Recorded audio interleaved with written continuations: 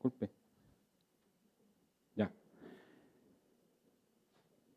Ahora sí, ¿estamos listos? Vamos entonces. Buenos días, hermanos. ¿Cómo están hoy día? Qué bueno. Tienen cara de sueño, yo también, pero mi cara es así siempre, así que no se preocupe. Siempre tengo cara de sueño. Vamos a orar para que el Señor nos dirija en esta escuela.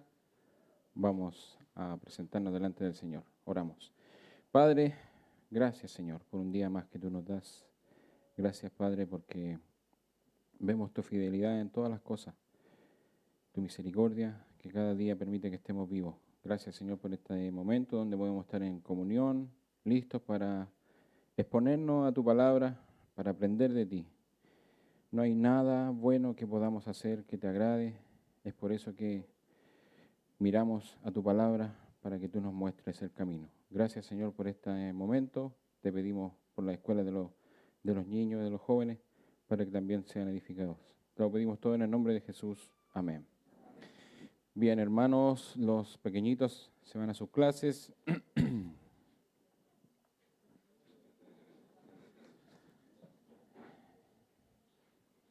Y los no tan pequeños se quedan aquí. ¿Sí? Ya. No me miren tan serio, pueden sonreír, no hay problema. Bien. Entonces estamos viendo el libro de Hechos. Hechos de los Apóstoles. Se cortó ahí, pero bueno. Hechos de los Apóstoles. Y vimos la semana pasada lo que pasó con nuestro querido, ahora llamado hermano Pablo, ¿sí o no? Bien, para este día vamos a seguir en el capítulo 9 y lo vamos a terminar. Y el título de la escuela el día de hoy se llama La promesa de Cristo en acción. ¿Sí? Sí. La promesa de Cristo en acción. ¿Por qué? Primero vamos a leer. Vamos a leer para tener el contexto en nuestra mente. Leamos entonces, vamos a Hechos capítulo 9, dice ahí, desde el versículo 32 al 43. ¿Sí? Búsquelo o ya lo tiene, veo Biblias abiertas. Hermanos preparados. Muy bien. Ya, vamos a leer entonces desde el versículo 32 al 43, donde dice, aconteció que Pedro, visitando a todos, vino también a los santos que habitaban en Lida, y halló allí a uno que se llamaba Eneas, que hacía 8 años que estaba en cama, pues era paralítico. Y le dijo Pedro, Eneas, Jesucristo te sana, levántate y haz tu cama. Y enseguida se levantó, y le vieron todos los que habitaban en Lida y en Sarón, los cuales se convirtieron al Señor. Había entonces en Jope una discípula llamada Tabita, que traducido quiere decir Dorcas. Esta abundaba en buenas obras, en limosnas y en limosnas que hacía. Y aconteció que en aquellos días enfermó y murió. Después de lavada, la pusieron en una sala. Y como Lida estaba cerca de Jope, los discípulos, oyendo que Pedro estaba allí, le enviaron 2 hombres a rogarle, no tardes en venir a nosotros. Levantándose entonces Pedro, fue con ellos, y cuando llegó, le llevaron a la sala, donde le rodearon todas las viudas llorando y mostrando las túnicas y los vestidos que Dorcas hacía cuando estaba con ellas. Entonces, sacando a todos, Pedro se puso de rodillas y oró. Y volviéndose al cuerpo dijo, Tabita, levántate. Y ella abrió los ojos. Y al ver a Pedro se incorporó. Y él, dándole la mano, la levantó. Entonces, llamando a los santos y a las viudas, la presentó viva. Esto fue notorio en toda Jope, y muchos creyeron en el Señor. Y aconteció que se quedó muchos días en Jope, en casa de un cierto Simón curtidor. Esa es la porción que vamos a ver. ¿Sí? Pero el título dice la promesa. ¿Cuál es la promesa que dio Cristo? Volvamos exactamente, recibiréis por él. Vamos al tiro al capítulo 1 de Hechos, porque esto es así. Vamos y volvemos, porque tenemos que recordar, somos olvidadizos. ¿Sí? 1, versículo 8. Ya lo hemos visto, este es Jesús resucitado, diciéndole en el versículo 8, pero recibiréis poder cuando haya venido sobre vosotros el Espíritu Santo y me seréis testigos en Jerusalén, en toda Judea, en Samaria y hasta lo último de la tierra. ¿Sí? Ya tenemos entonces la promesa. Y promesa que ya hemos visto que se ha estado cumpliendo. ¿En qué sentido? ¿Qué pasó cuando hubo persecución? ¿Qué pasó con los hermanos? Esparcieron. Y eso lo vimos. Lo vimos en el capítulo 8, ¿se acuerda? 8.1. Repasémoslo solamente. 8.1. Donde sale Saulo también. Dice, y Saulo consentía en su muerte. En aquel día hubo una gran persecución contra la iglesia que estaba en Jerusalén y todos fueron esparcidos por las tierras de Judea y de Samaria. ¿Recuerda? Y los apóstoles se quedaron ahí. Entonces ya se estaba empezando a expandir el reino de los cielos, ¿sí? La predicación. O, como estamos viendo en toda esta serie, la iglesia, edificada por nuestro Señor Jesucristo. ¿Sí? ¿Estamos bien? Bien. Para entrar a lo que pasa hoy día, nos vamos a enganchar al versículo de la clase anterior, como un eslabón así. Nos vamos tomando, ¿ya? Porque es necesario entrar hablando de lo que pasó aquí. Primero el versículo 28, porque estamos hablando de lo que pasó la semana pasada, dice, y estaba con ellos en Jerusalén. ¿Quién estaba en Jerusalén? Saulo, que ahora es Pablo. ¿Y qué es lo que hacía? Hable fuerte nomás. Entraba y salía, dice el versículo, claro, el 28, entraba y salía. Pero ¿qué dice el 29? Y hablaba denodadamente en el nombre del Señor y disputaba con los griegos, pero estos procuraban matarle. Y ¿se acuerda dónde estaba? En Jerusalén. ¿Se acuerda qué pasó con los primeros que estaban ahí en Jerusalén y empezaron a ser perseguidos por los del concilio y todo ese asunto? ¿Qué pasó? ¿Qué pasó en ese momento? Mire, vamos al 5, de vuelta para atrás, porque vamos a ver, son algunos detalles que se nos van pasando. Dice el 5, versículo 34. Entonces, levantándose en el concilio, ahí está Pedro y Juan, ¿recuerda?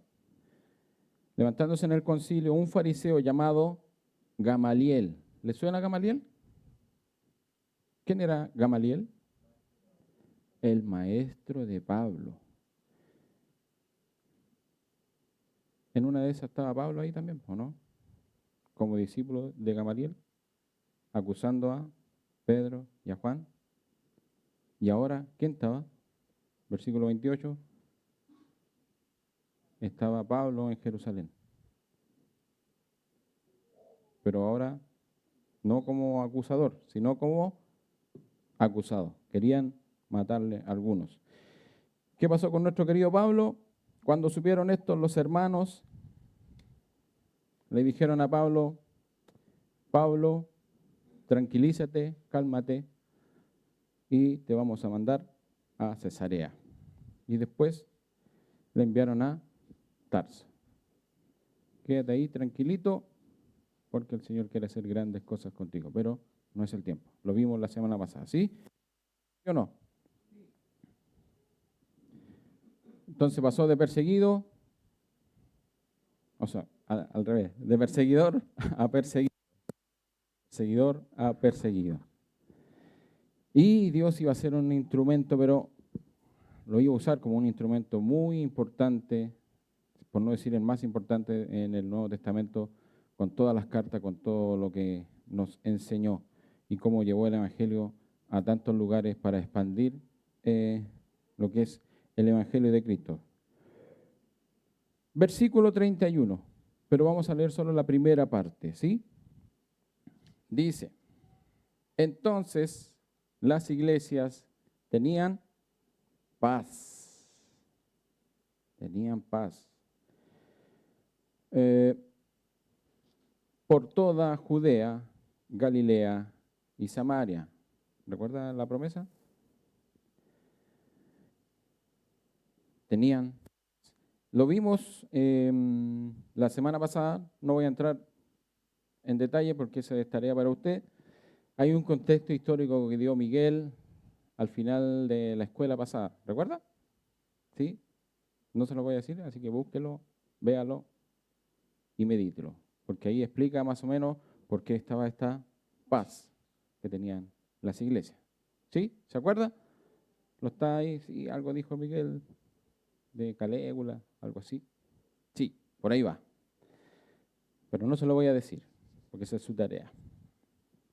Entonces vemos a Pablo convertido y vemos a las iglesias en paz, en paz. Y aquí cerramos la página con Pablo y tenemos por lo menos 3 capítulos, o 2, bueno, no sé, 3, donde ya no se va a hablar de Pablo, sino que vamos a enfocarnos en otros eventos. Y aquí hay un salto y dice el versículo 32, aconteció que Pedro, vuelve Pedro entonces a salir en pantalla. Pedro, nuestro querido Pedro, que ahora no es el Papa por si acaso, ahora él está visitando las iglesias. Tenemos mapa. Es bonito cuando tenemos mapa porque bien, esa es la palabra, nos sitúa. Y como tenemos este micrófono, yo me puedo mover. ¿Se ve o no? Ya. Aquí dice Jerusalén, para los que no alcanzan a leer. Gracias. Bien. Ahí, ahí, ahí. Ahí. Ah. Ya. Jerusalén. ¿Sí? Lo que está con rojo y azul son los viajes con rutas, no son exactas obviamente, pero de Pedro y de Felipe. ¿Recuerda Felipe? Por eso hay una línea extraña de Felipe. De hecho, aquí dice, a lo que dice ahí, por si acaso, es cuando Felipe se encuentra con el eunuco. ¿Ya? Ahí fue, en ese lugar. Ahí. Ahí dice, ¿ves? Felipe le explica las escrituras al oficial etíope y luego lo bautiza. ¿Recuerda esa situación? Sí, eso pasó en ese lugar. ¿Ya? Aquí vemos a Judea, allá arriba, Samaria. ¿Dónde se está expandiendo el evangelio? Tenemos toda esa región está expandiéndose con el evangelio. Este lugar está fuera de la región de Judea, por eso tiene el color distinto. ¿Sí? ¿Dónde va a salir Pedro? Pedro aparece aquí, Lida. Y la otra que tenemos acá es Dorcas, que aparece en Jope. De aquí a acá hay como 18 kilómetros. ¿Ya? Para que lo tenga ahí en la mente. Bueno, acá tenemos la otra historia de Felipe, que se va a Cesarea. El de arriba en la próxima semana, cuando Pedro va con Cornelio. Le estoy adelantando. Y... adelantando. Y aquí habla entonces de la curación del paralítico en Lida. ¿Bien? Partiendo de Jerusalén. Recordemos que los apóstoles estaban en Jerusalén. Ellos siempre se quedaron ahí. Siempre estuvieron ahí. Era como el cuartel central. Pero ya Pedro salió. Y salió y dice, aconteció Pedro visitando ¿a quiénes? A todos. Ahí dice su versículo. Visitando a todos. Eso llama la atención. Porque Pedro no estaba aquí, oigan, aquí viene el apóstol, sino que él iba a visitar a cada uno, apoyando, enseñando, afirmando a la iglesia, a los que eran nuevos creyentes, porque era la forma de empezar a afirmar todo este movimiento que estaba llevando el Señor. Nunca Pedro llega, aquí vengo yo, yo estuve con el Señor. No, visitando a todos. Y dice, vino también a los santos que habitaban en Lida. Entonces ahí ya vemos algo que está ocurriendo, porque dice que Lida ya está ahí como al límite de Judea. Y ya vemos que habían hermanos, porque dice a los santos que habitan en Lida. ¿Sí? ¿Vamos bien? Ya. ¿Qué pasó con aquí en Lida? Y halló allí a uno que se llamaba Eneas. Algunos comentaristas dicen cuando dice a uno, porque acabamos de decir que visitaba a los santos y después dice a uno, podría darse a entender de que este uno no era creyente, sino que lo conoció ahí en el lugar. Podría ser. ¿Qué pasaba con este Eneas? 8 años paralítico. Harto tiempo, ¿no? Harto tiempo. Dice que hacía 8 años que estaba en cama. Y eso es un detalle, porque ahí no habían cama ortopédica. ¿Sí? No habían colchones, no habían sillas de ruedas, no habían, ¿cómo se llaman estas? Bueno, facilidades para las personas paralíticas. No había seguro social, no había atención médica que no vaya al consultorio a verse. No había. Entonces, ¿cuál era la condición de él? Imposibilitado incluso de trabajar. Porque mayormente los trabajos que eran trabajos forzados, de siembra, etcétera. Él estaba imposibilitado de trabajar. Entonces su condición no era muy buena. Y vivir postrado también conlleva muchas otras dificultades que pasan en el cuerpo. Cuando la gente lleva mucho tiempo postrada, ¿qué pasa? Necesita unas camas especiales porque si no el cuerpo... Él no tenía ni cama especial, entonces podemos imaginar la condición en la que se encontraba. ¿Sí o no? No tenía ninguna muy buena condición. ¿Qué pasó? Pedro le dijo, tranquilo Eneas, que aquí vengo yo. ¿Le dijo eso? No. Le dijo, Eneas, Jesucristo te sana. ¿Sí? No dijo, aquí llegó tu sanidad. No. No hubo tanto rodeo. Eneas, Jesucristo te sana. ¿Y qué pasó? Porque no termina solamente con decir, Jesucristo te sana. Dice, levántate y haz tu cama. Ya es tiempo de moverse. El griego también dice que ese haz tu cama también puede decir hasta prepárate tu comida. Es tiempo de que te muevas. Y aquí está el milagro porque dice, y enseguida se levantó. Y eso es algo milagroso.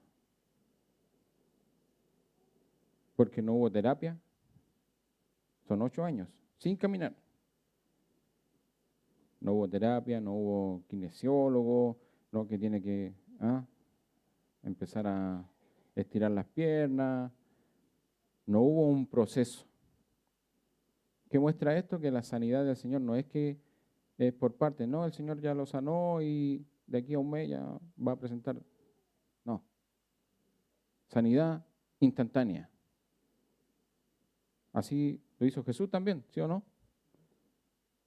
A los que no podían ver, les daba la vista. Y uno dice, sí, empezó a ver. Pero gente que no nació ciega, que su cerebro no tiene, digamos así, para que se entienda, activada la parte de visión, porque no hay señales, no hay luz que entra, no está activada esa parte. Porque incluso si llegara a pasar luz, el cerebro no la recibe porque no sabe lo que es eso. Pero el Señor hace una sanidad completa, completa en el momento. Visión. Aquí el paralítico se levantó y tomó su cama, su lecho, digamos, porque no era una cama, y se levantó. Pero aquí ocurrió otro milagro que pasara como que no pasó nada. Porque dice el versículo 35, y le vieron, ¿quiénes? Todos, de nuevo, todos, los que habitaban en Lida y en Sarón, los cuales, ¿qué pasó? Se convirtieron al Señor. Por eso pasa como suavecito, ¿sí o no? Pero es el milagro mayor que ocurrió ahí. ¿Se da cuenta que hay una relación? Cuando las personas no creen en el Señor, son como este paralítico. No tienen posibilidades. No tienen posibilidades de surgir, de caminar, nada. Tiene que venir un poder que haga un cambio, una transformación. Y eso ocurrió con Eneas. Y eso ocurrió con esa gente que no conocía al Señor. ¿Y qué hacía Pedro? Con estos milagros, él ratificaba el mensaje que ya había sido anunciado. Ya esta gente había escuchado del Evangelio. Entonces, ellos necesitaban ver. Recordamos esas clases pasadas que por eso los apóstoles hacían milagros. Porque ellos necesitaban ver el poder del Señor. Pedro no dice, vengan, aquí llegué yo. No, es el Señor. Lo mismo cuando sanó al cojo, ¿recuerda? ¿Por qué nos miran a nosotros? Jesucristo fue. Él edificando la iglesia. Y eso es lo que está pasando. El poder de Dios en acción. ¿Sí? Vieron entonces todos los que habitaban en Lida y en Sarón, los cuales se convirtieron al Señor. Ese es el milagro mayor entonces. ¿Qué pasó? Dice después, versículo 36. Había entonces en Jope, ya vimos Jope, ¿a cuánto está?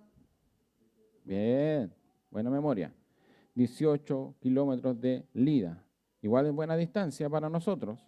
Nosotros vamos en auto, no es nada. Gracias. 4 horas caminando. Bueno, había entonces en Jope una discípula. ¿Se da cuenta que es diferente? El otro dice, había uno. Aquí dice discípula. Llamada Tabita. ¿Qué traducido quiere decir? Dorcas. Esta abundaba en buenas obras y en limosna que hacía. Vemos un contraste con Eneas, ¿sí o no? Porque Eneas no hacía nada. Está paralítico, no podía hacer nada. En cambio, Dorcas, sí hacía buenas obras. Y recordemos que en el ambiente judío la enseñanza era siempre ayudar. A través de los profetas, Moisés, la ley también daba esta orden de ayudar a los más necesitados. Entonces tenían ese clic en la mente. No es que solamente los cristianos sean buenos para ayudar. Hay mucha gente que ayuda y sin ser cristiana. No es que tengamos el monopolio de de las buenas obras, ¿no? Así que Dorcas hacía buenas obras. Y aconteció en aquellos días, enfermó y murió. Después de lavada, la pusieron en una sala. Y ese es un detalle, porque cuando alguien moría, lo normal era ir al tiro a sepultarla. Pero, ¿qué había pasado allá en Lida? Hubo una sanidad. Oye, anda Pedro,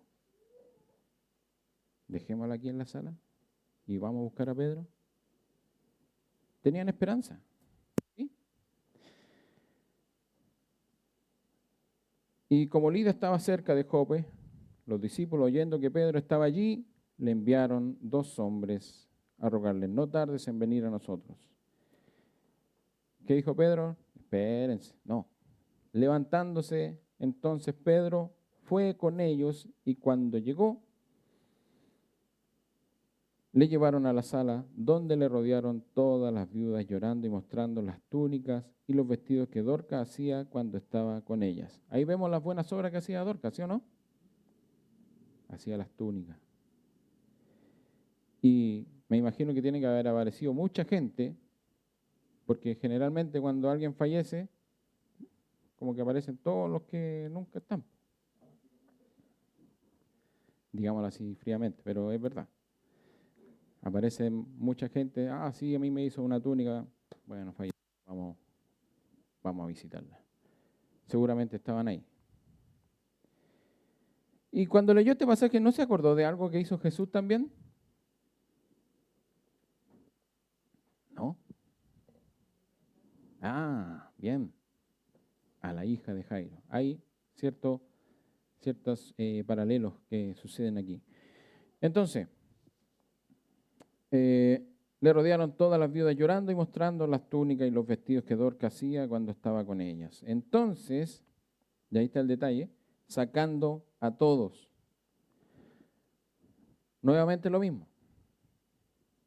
Pedro no llegó aquí, y a ver, vengan todos porque yo soy Pedro, vamos a ver lo que el Señor hace por mí, vengan.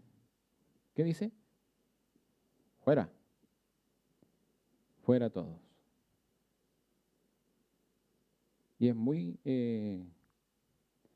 llamativo porque hoy en día es como todo lo contrario, como que todo, graben lo que vamos a hacer esto, vamos a hacer esto, para resaltar al personaje, grabamos, no, aquí, en solitario. ¿Sí? Buen detalle. ¿Dónde estuvo esto? En Marcos, capítulo 5, solo para tener, si quiere yo lo leo, no se preocupen en buscarlo. Marcos capítulo 5, versículo 41, dice, 40, y se burlaban de él, mas él, echando fuera a todos, tomó al padre y a la madre de la niña y a los que estaban con él y entró donde estaba la niña. Recordemos la hija de Jairo. Y tomando la mano de la niña, le dijo, Talita Cumi, que traducido es, niña, a ti te digo, levántate. ¿Se dan cuenta? Que hay cierto paralelo, porque acá que dice, entonces sacando a todos, Pedro se puso de rodillas y oró. Y volviéndose al cuerpo, porque estaba muerta, dijo, Tabita, levántate. O sea, ¿se dan cuenta que es lo mismo, cambia una pura letra? Jesús dijo, Talita, y Pedro dice, Tabita, que se llamaba Tabita. Y ella abrió los ojos y al ver a Pedro se incorporó. Y él, dándole la mano, la levantó. Entonces, llamando a los santos y a las viudas, la presentó viva. De nuevo, un milagro. Podríamos decir superior al anterior, ¿sí? Porque el otro estaba vivo, solo que no caminaba. Dorcas estaba muerta y ahora resucitó, está viva, ¿sí? De nuevo, aquí está el milagro mayor. Esto fue notorio en toda Jope. Y muchos ¿qué cosa? Creyeron en el Señor. Muchos creyeron en el Señor. Ahí está el milagro mayor. ¿Sí? De nuevo, la misma referencia. ¿Qué está mostrando aquí Lucas en lo que está escribiendo? Ratificando primero el Evangelio a través del poder que Cristo tiene, levantando paralíticos, levantando muertos, pero también dando a entender qué pasa con el pecador. ¿Qué dice Efesios? ¿Cuál es la condición del hombre? Muertos en delitos y pecados. Muertos. ¿Qué posibilidad tiene un muerto? Nada. Nada. Por mucho que yo traiga un cadáver aquí, que se junte con todo, hagamos una gran fiesta, el cadáver no va a hacer nada porque está muerto. Y eso es lo que se quiere evidenciar aquí. No hay posibilidades. Solo un poder que lo levante. Que lo levante. Luego termina el versículo 43 y dice, y aconteció que se quedó muchos días en Jope, en casa de un cierto Simón, ¿qué cosa? Curtidor. ¿Le llamó la atención eso? Me puedo mover, ¿no es cierto? ¿Sí? Curtidor. ¿Qué es curtidor? Ah, cuero. Cuero. Trabaja el cuero, pero para sacar el cuero, ¿qué tiene que hacer? ¿Pero de dónde lo saca? ¿Del animal vivo? Muerto. Muerto. ¿Qué pasa con los judíos y los muertos? No estaba permitido tocar nada muerto, ¿sí o no? Entonces, ¿cómo era mirado este Simón? De lejito. De lejito. Pero dice que Pedro se quedó ahí. ¿Qué está pasando? ¿Qué está pasando? Jesucristo también está trabajando en la vida de Pedro. Porque Pedro venía con toda esta línea judía también. Y lo vamos a ver más adelante. Es como el tráiler para la otra semana. Porque ¿qué pasa la otra semana? O sea, no la otra semana, el siguiente capítulo. ¿Dónde va? Lo vimos ahí, ahí está. Pedro se reúne con ¿quién? Cornelio. ¿Quién era Cornelio? Me estoy adelantando, pero centurión romano.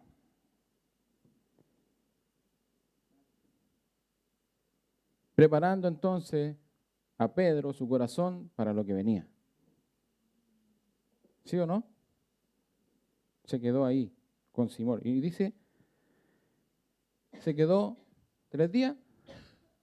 No, muchos días compartiendo con Simón. Buen detalle, ¿sí o no?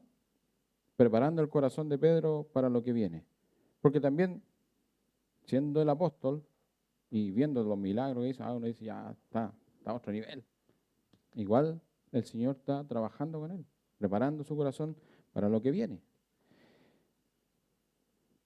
Simón el curtidor. Bien, leímos al principio capítulo 9, versículo 31, leímos la primera parte, ¿sí o no? Ahora vamos a leer la segunda parte.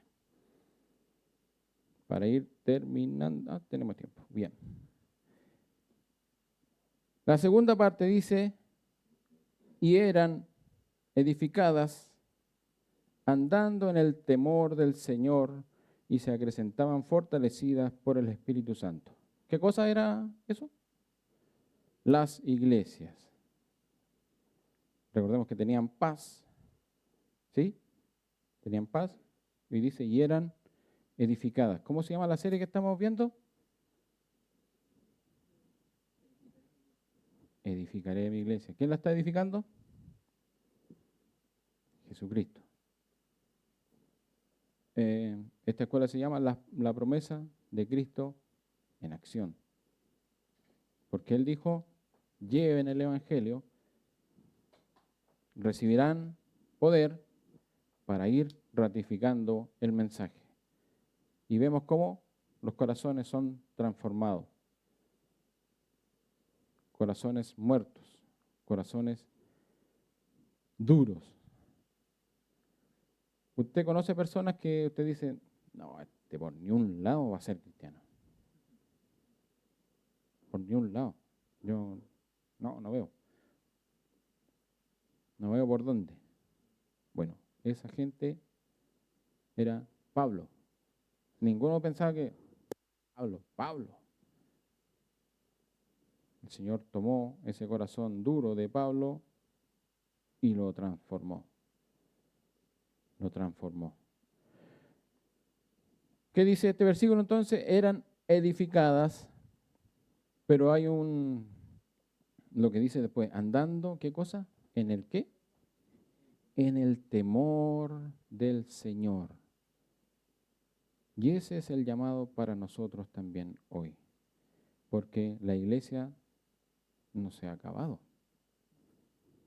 La iglesia sigue. ¿Y quién la edifica? No es el pastor, son los hermanos, sino que es Cristo. Cristo edifica la iglesia. Él no se ha ido. Él está aquí. Él resucitó. Como cristianos, nuestra fe, ¿qué nos dice? Que Jesús resucitó de los muertos. Lo vimos la semana pasada que fue Semana Santa, recordamos esa resurrección. Si usted no cree que Jesús resucitó, no es cristiano. Así de simple. Si no cree que resucitó, no es cristiano. Porque Cristo vive, Cristo está. Pero eso dice andando en el temor del Señor. Y a veces tendemos a vivir atemorizados, ¿sí o no? Que vemos noticias, o pensemos en aquellos hermanos que estaban ahí. No, es que andan persiguiendo a la iglesia, tenemos que irnos de la casa, tenemos que ir a otro lado, ¿qué nos va a pasar? A veces nuestros pensamientos de temor nos bajonean. Ahora está hablando de otro temor, de temor al Señor. ¿Y sabemos lo que es el temor al Señor? Es un buen tema, podríamos hablar mucho del temor, pero es reconocer que Dios está aquí. Él está vivo, es una persona. Y cuando dice andando en el temor del Señor, significa que caminan sabiendo que está la presencia del Señor ahí. ¿Y eso significa qué? ¿Que vamos a vivir como queramos? No, porque está Dios ahí. Y nosotros como su iglesia vamos a ser usados por Él, porque Él nos está edificando. Está edificando a la iglesia. Está usando a sus siervos. Está enseñándonos a través de su palabra. Todos los domingos, todos los días. Enseñando la palabra del Señor. Dice Hebreos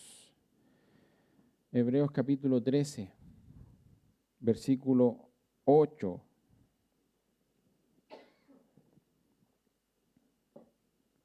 Para que no se olvide de quién estamos hablando. Dice, Jesucristo es el mismo ayer y hoy y por los siglos. ¿Es quién? El mismo.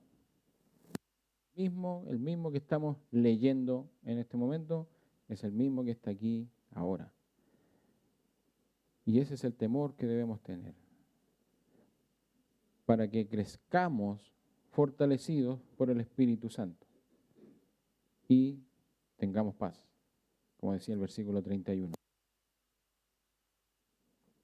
La cultura hoy en día nos dice, no, es que la gente va cambiando, entonces hay que cambiar las metodologías, los psicólogos dicen eso, que las mismas herramientas que se usaban antes ya no sirven ahora. Pero aquí dice que Jesús es el mismo de ayer, hoy y siempre. Siempre va a ser el mismo y las instrucciones siempre van a ser las mismas. Y nuestro corazón debe estar dispuesto a recibir de esa enseñanza para que cambie lo que está en nosotros, que no le agrada. ¿Sí? ¿Se entendió? Preguntas.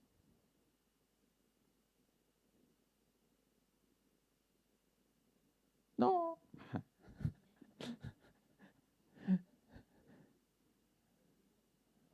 No.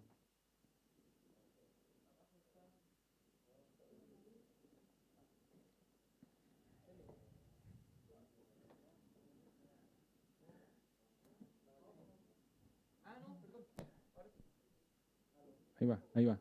Aló, Ahí ahí está. sí. Más que una pregunta, es un comentario a raíz de algo que dijiste respecto del curtidor, que yo no me había dado cuenta, así que doy gracias por aprender algo nuevo, de cómo el oficio hacía que él fuera impuro delante de los judíos y que Pedro va para allá. Ahora, pensaba en el mismo Señor Jesús cuando hablaba con gente impura y los sanaba, con endemoniados. Y él jamás se contaminó. Y como él, en su cuerpo, en su iglesia, representado por Pedro en este caso, está haciendo exactamente lo mismo. Pedro no se contaminó. Entonces, es interesante también ese paralelo. Sí, gracias por el alcance.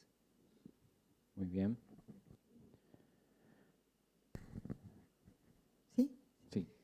también es interesante que tú hayas mencionado que Pedro siempre daba la gloria al Señor, esto es el nombre del Señor, y eso es un llamado de atención también para nosotros, para su iglesia, porque muchas veces pensamos que algo de la obra del Señor es obra nuestra, Exacto. y nos gusta que nuestro nombre esté ahí presente, y yo soy la que salvo, yo soy la que conozco, yo soy la que sé, o sea, el yo siempre está muy presente en algunos creyentes, entonces vemos en las escrituras que Pedro y todos los apóstoles siempre, y Pablo también lo hizo mucho, siempre daba la gloria y la honra al Señor, y eso es una lección para nosotros, no somos nosotros, siempre es Él. Exacto. Gracias. No somos nosotros, es Él. Exactamente. Para Él siempre la gloria. Y siempre vamos a tener esa lucha con nosotros, porque nuestro orgullo siempre va a estar ahí. ¿Nadie más? ¿Comentarios? ¿Preguntas? ¿Jope? ¿Lida? ¿Dónde estaba Cornelio? Cesarea. Ahí dice, Cesarea. Cesarea marítima, porque hay otro Cesarea. Eso. Está allí. Ya. Sí. Muy bueno.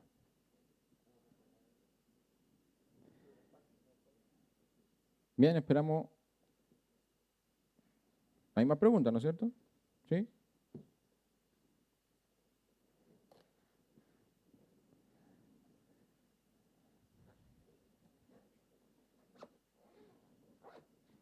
Ya. ¿Cómo les fue a los pequeños? Más o menos nomás. Bueno, vamos a orar entonces para concluir. Gracias, Señor, por este tiempo en tu palabra. Gracias porque nos enseña, nos muestra siempre dónde ir, nos guías en nuestro caminar. Enséñanos, Señor, sigue enseñándonos. Necesitamos siempre de esta luz en nuestro caminar, porque es tan fácil distraerse, es tan fácil mirar otra cosa. Ayúdanos siempre a tener nuestra mirada enfocada en ti, Señor. Gracias por la enseñanza, gracias por la comunión. Bendice todo lo que continúa. Te lo pedimos en el nombre de Jesús, nuestro Salvador. Amén.